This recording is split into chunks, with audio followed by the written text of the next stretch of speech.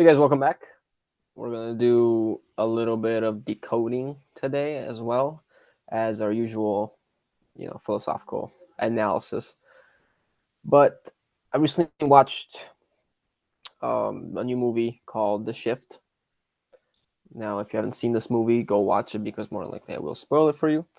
But if you're like me, listen to this video and you might then be interested about the movie and you may then go watch it yourself. But the movie is called The Shift. Okay, it's with a guy known as Kevin um, in the main role, whatever his actor name, and rather his actor name is Christos, which is very interesting with what I'm about to tell you. And then the other guy, who I don't know his name, but he's always in. We'll look him up in a second. He's always in these movies as a sort of villain. He's in Suits as also the villain, the prosecutor. He even looks like a villain, right? But he's known as the benefactor, and he's playing the role of what is known as the devil. Okay, because the movie is mainly about the Book of Job. Now, what I've noticed with these movies from Angel Studios is, and if you've seen my other video, you know what I'm talking about. There is a large propaganda campaign, it seems, to get people back into Christianity, and they're sort of attacking or targeting people from all sides that maybe started initially with Christianity, but they're like, that's not really it for me. Let me go look over here, right? And they started with the Sound of Freedom, which you can say is mainly conspiratorial, right? So the conspiracy theorist. That had a huge Christian twist on it. They then did After Death, um, which was all about NDEs, but again, all the people that experienced those NDEs had a Christian background. So again, huge Christian twist on the message they were trying to convey. And of course, there's a special message after each movie with the barcode and all that, which I think is trying to track people to see who has watched the movie, who has been maybe successfully brainwashed. Because what they're requesting for is to pay it forward, right? Pay for someone else's ticket so they can then come see the movie as well. Which again, in my opinion, is complete bullshit. BS. I'm not gonna cuss. um, and then the third movie that I'm going to talk about today is The Shift. Again, it's about the Book of Job, but it's very Gnostic, has a very Gnostic under and overtone, with it claiming.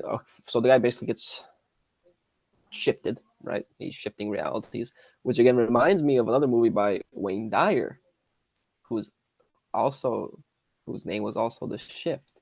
He made a movie called The Shift. It was very beautiful. I enjoyed it. It's found for free on YouTube if you guys want to check that out. But then they called this movie The Shift. Pandered towards specifically people that are new agey. This is more again, like I said, of a Gnostic undertone, and the guy's been shifted into a reality that's not his, into one where he's taken away from his wife Molly. Okay, the guy's name is Kevin, and his wife Molly, and specifically so that this benefactor guy can get him on his side, right? The devil. And he says that he's gotten all the other Kevins, which he then later sees by surfing realities and through this device that lets you see through other realities, which I believe exists. I forgot the name of it, but all the other Kevins basically succumbed to this meeting and made a choice to side with him because he promised Kevin, the benefactor promised Kevin, the life of his dreams, right? Of his selfish, egoic wants and dreams, desires. And the opening line of the movie is, "This is not my world." And down the line, they kind of say that it's the benefactor's world. In that world that he then kind of becomes stuck in for 5 years, he sees that the benefactor rules everything around him, and then figures out down the line that he has been managing his life the whole time, even the things that he thought were good, that he thought were to his benefit. And during that initial meeting, what happens is he starts praying to God, and this benefactor guy gets really pissed, he gets really angry, and all of a sudden disappears. And in a sense, he rejected his offer, right? He was the only Kevin that rejected. But again, the Gnostic undertone is that this is not the true source's world. But the benefactor presents very good questions and very good ideas to critically think about. Saying, look, because Kevin calls him a liar multiple times.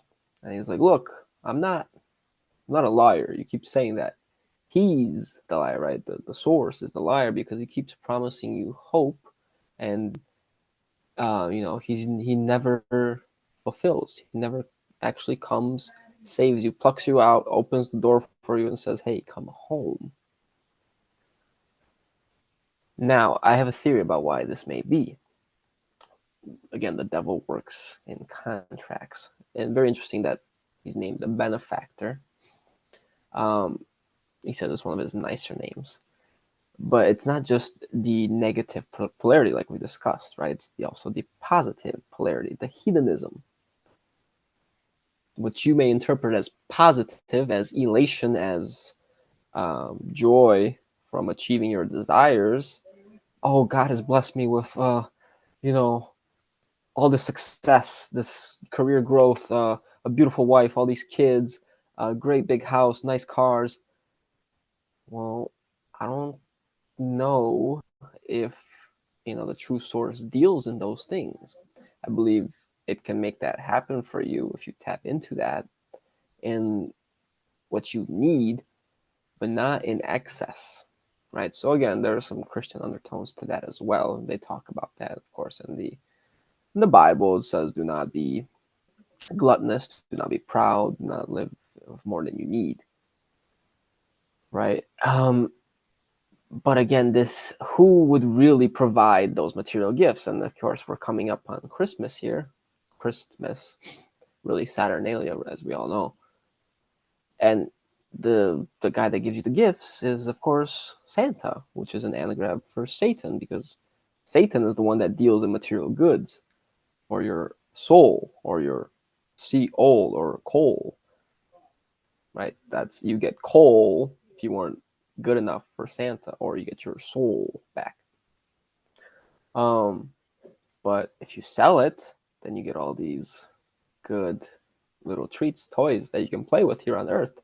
And of course, you want to make sure you stay here so that Santa can keep giving you gifts. You can keep making contracts with Satan for this give and take.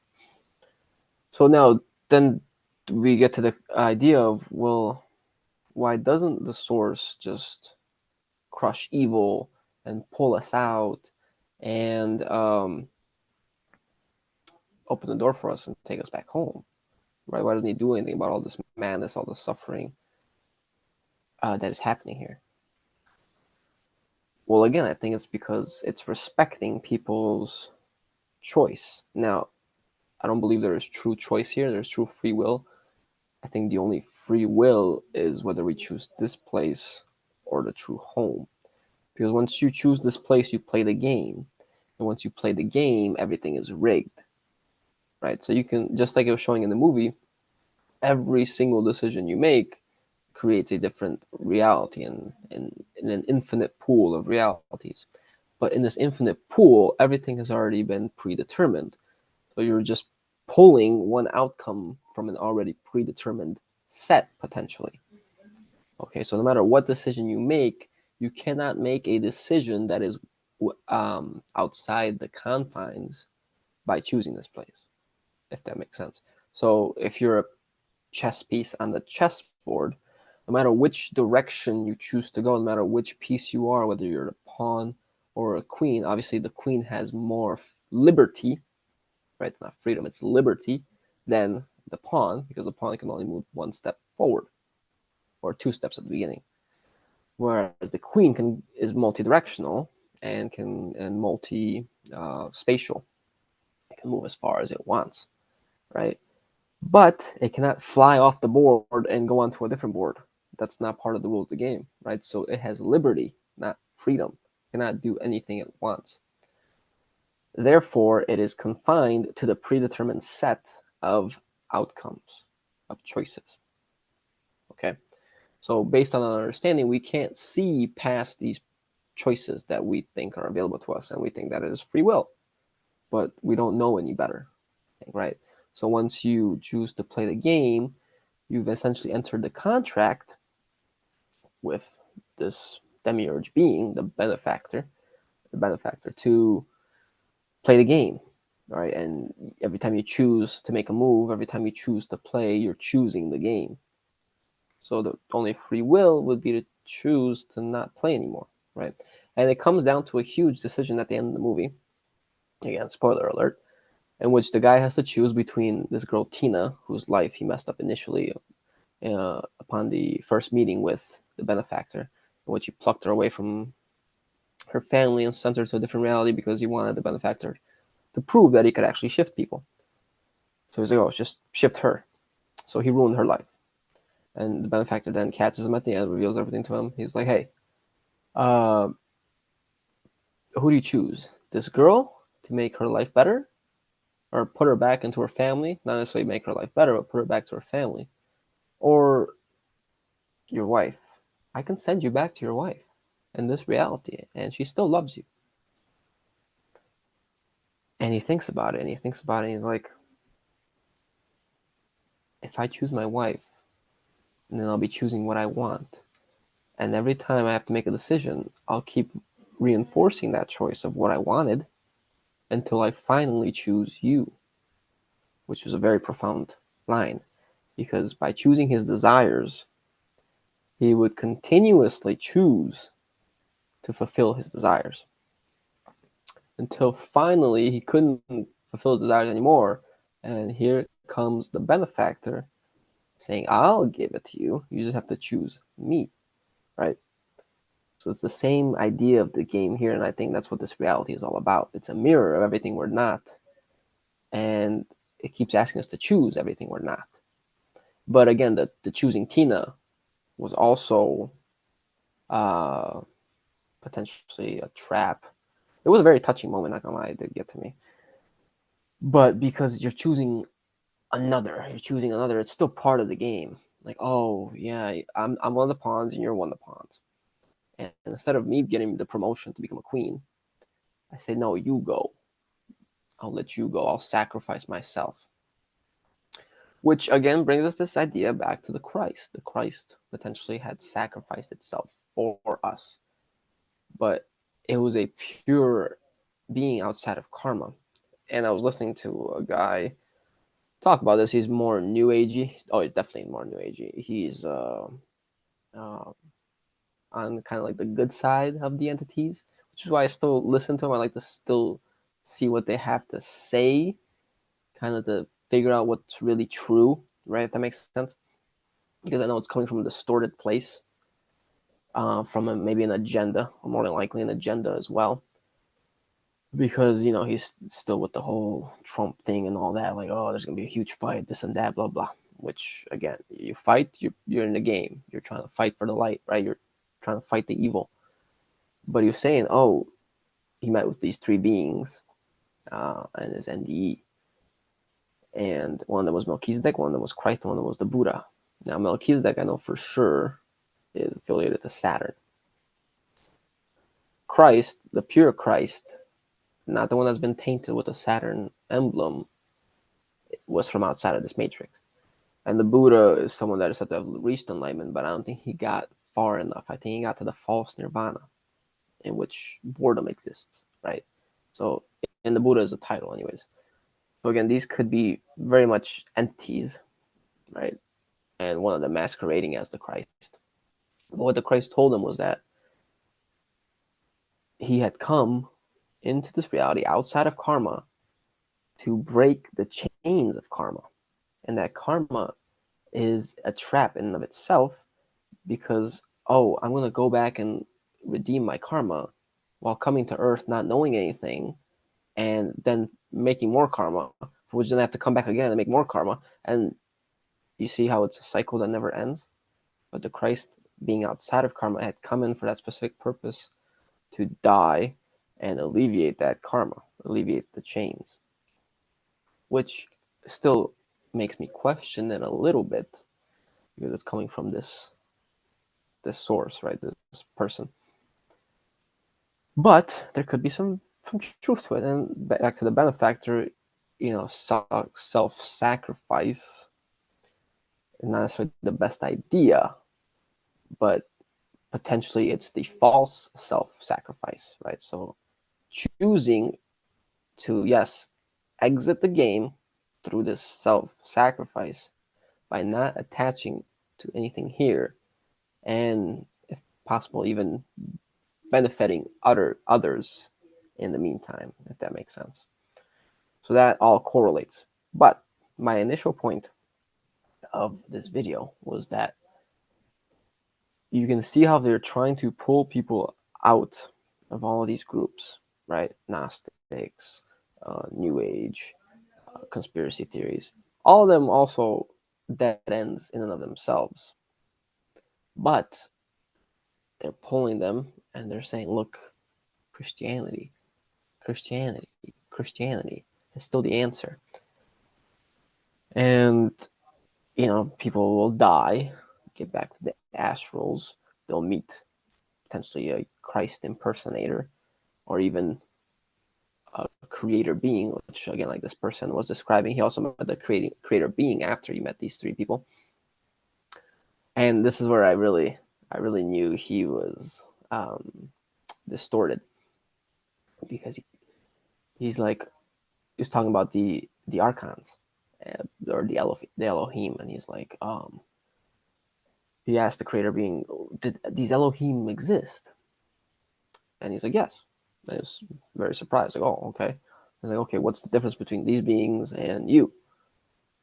And he's like, well, they create with technology, which makes sense. That's what we've heard about and seen in the astrals, right? These elders, archons, are the leaders of this trap, essentially. They're the managers, and it's technologically based. He said, but the difference is they create with technology, but I create with my breath. Now, in the Gnostic tale, as you guys may know, the demiurge creates with his breath, because that's the spirit he was bestowed with from Sophia, and that's how he knew how to create. He was mimicking. He's not creating, he's mimicking. But again, it's coming out from his breath, from his word, right? In the Bible, first there was the word, sound, music, frequency, vibration, which is not true. It's not spirit. It's vibration. It's a snake, right? We've talked about this in other videos.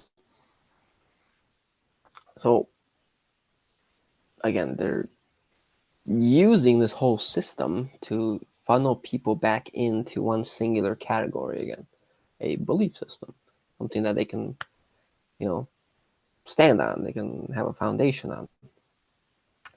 But anyways, I'm going to share my screen here. And we're going to go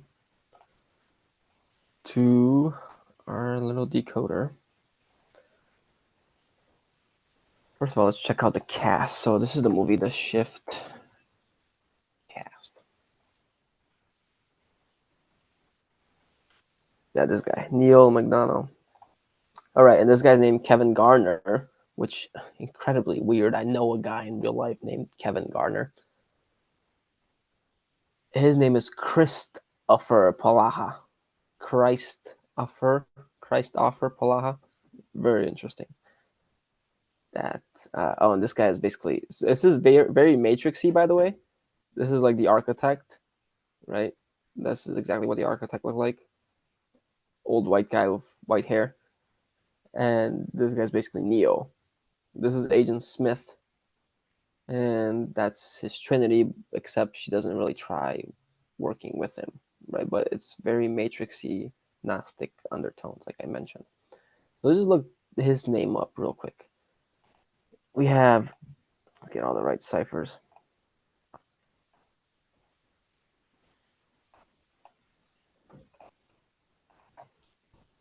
Christopher Palaha. Make sure I spell. Whoops. Make sure I spell it. Christopher Palaha. Yep.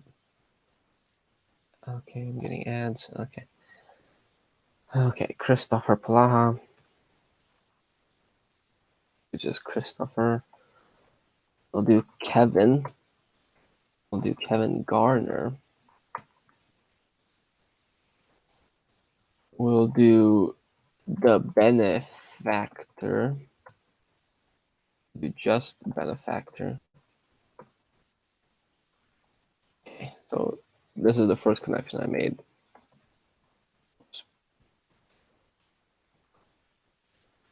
We got benefactor and Yaldabaoth, right? So the demiurge, essentially. We'll type in demiurge. Type in architect. Oh, and they have of course, at the end, they reveal they have a daughter named Lucy. And his favorite song that he would sing to his son was "This Little Light of Mine, I'm gonna let it shine," right? Lucifer, the light. Again, another connection there. So Kevin Garner,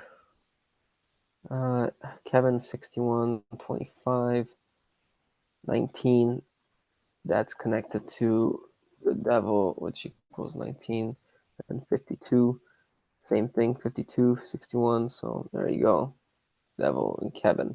Kevin's supposed to be choosing the devil, essentially. But the benefactor is more Yaldabaoth, or the one that plays both sides, right? The good and the bad. There are some other ones I connected, but that's the big one. The benefactor Yaldabaoth, Kevin, Christopher Palaha, Christopher also 55, 55 like Satan, right? 55, right? So he has a very interesting connection to the devil because again, he's masquerading. He's this isn't true.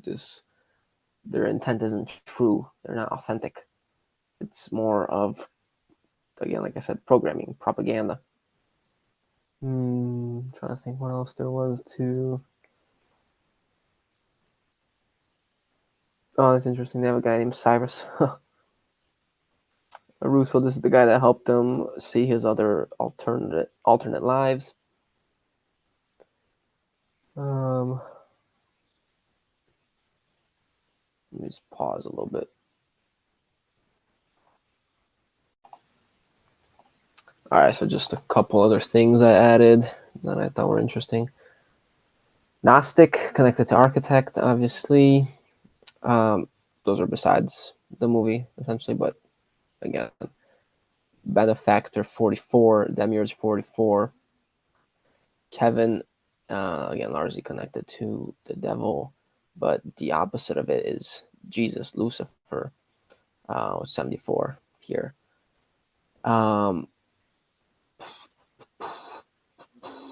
Book of Job, also, same thing, 44 demiurge. And of course, where is it? Benefactor as well, 44, with its opposite being Satan. So Satan, that benefactor being the opposite of Satan, but also being Satan. So he plays both sides. The Shift 95, largely connected to Sophia. Wayne, also from Wayne Dyer. I don't know if that could be a stretch. But even there was another one that was maybe not. Well, these are all connected, yeah. So he, after the movie ends, he gets resurrected essentially, and or taken out of that reality, away from the benefactor. He tries to shoot him, and he's instantly like raptured. He gets taken to Molly, his wife. Molly is an exact match to Christ. So resembling that, he's now with Christ. He chose Molly, but he's still in a reality. He's still just in another version that he was shifted to. He was shifted to the other version, and the benefactor still rules that, right? That's how he initially shifted him out, and he had initially shifted his kid out too. So again, and these are exact matches, which Christ 18. That's very telling. Wayne again. So so again, even it's potentially, even if you choose that's still probably part of this. Even if you choose what you think may be the Christ, it could still be um, a simulation of it, and it could still be part of the simulation because you learned about it here in the simulation.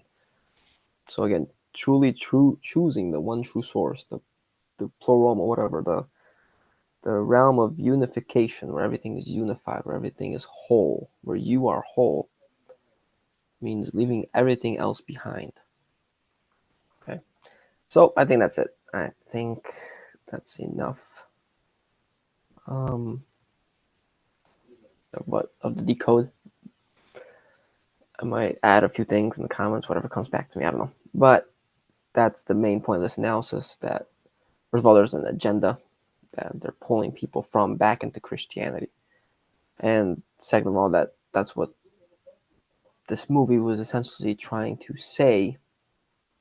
But again, it didn't provide the whole solution. It was very touching, saying, okay, choose to be good, choose to be selfless, and rather choosing others. But that's still part of the game. Okay, if that makes sense. So you guys let me know what you think. Let me know in the comments. Leave a like if you enjoyed the video. Let's try to do more decodes like this. I've been watching a lot of movies recently. Subscribe, and I'll see you guys next time. Take care.